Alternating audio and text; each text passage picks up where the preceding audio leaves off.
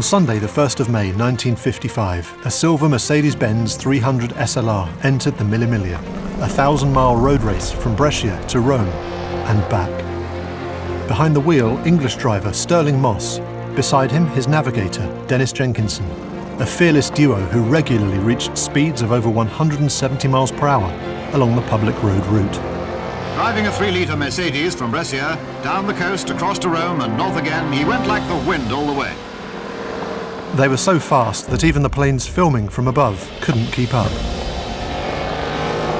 Just 10 hours, 7 minutes and 48 seconds later, they were back in Brescia, roaring across the finishing line. He finished over half an hour ahead of world champion Fangio. The first Briton to win this race, Moss had scored a supreme triumph. This record-breaking time has never been beaten, and Stirling remains the only British driver to ever win this iconic race. I think my best race certainly was the Mille Miglia. I mean, the only guarantee we had was the finest car ever built. I mean, the 300 SLR is probably the greatest sports car ever built by anybody, any time. To drive for Mercedes was fantastic. But now, the time has come for a well-earned rest and pride of place back in the Mercedes-Benz Museum in Stuttgart, Germany. That is, after one last blast. Somewhere it's never driven before. Somewhere that's never echoed to the sound of its thunderous 3-litre straight-8 engine. Somewhere Sir Stirling loved and where he lived for more than 60 years.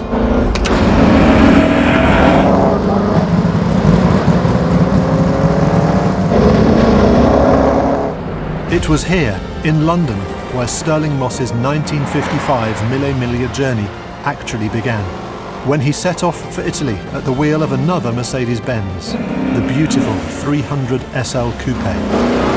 The Gullwing. His Gullwing. That Gullwing. And of course, there can be only one place and time where this journey finishes. At the Moss family home, and at the time the SLR started its record run in 1955. The time that gave the car its famous race number. 7:22 in the morning. 7:22. I race because I love racing. As a sport, it was something very special. I can't think of any life that's better than being a professional racing driver. And the original 300 SLR was probably the finest sports car ever built. Quite incredible. I mean, it really was a most wonderful machine to drive.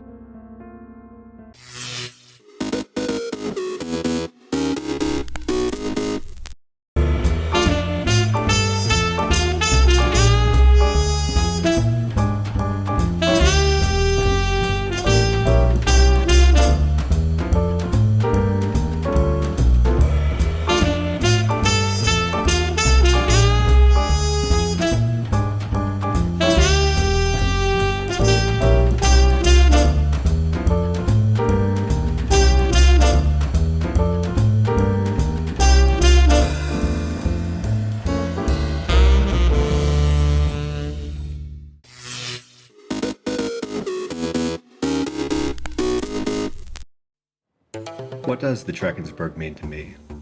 Well, in a word, it's widescreen. It's a cinematic landscape. It stretches from horizon to horizon. It's just huge.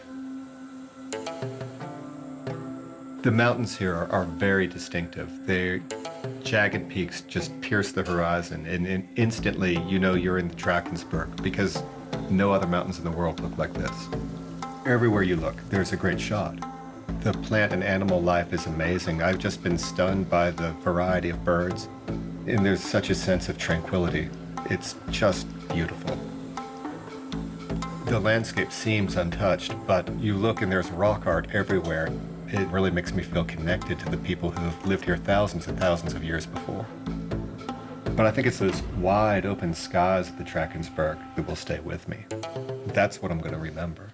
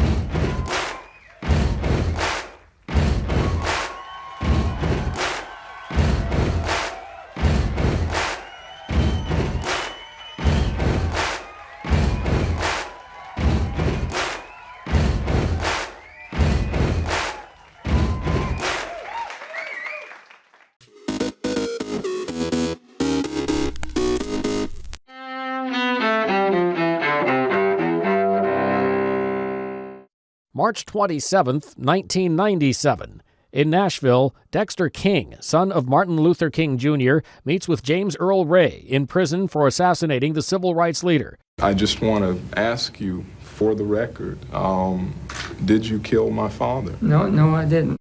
Dexter King tells Ray, "I believe you, and my family believes you." The King family urges a new trial for Ray before he dies the following year. 2002.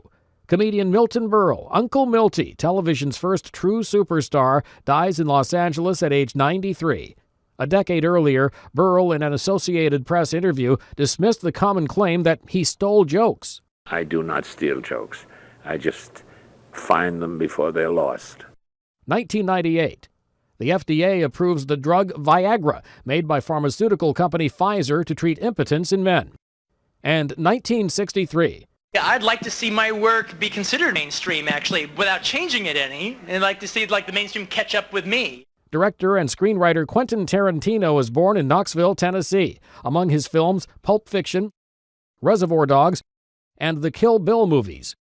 Today in History, March 27th. Mike Gracia, The Associated Press.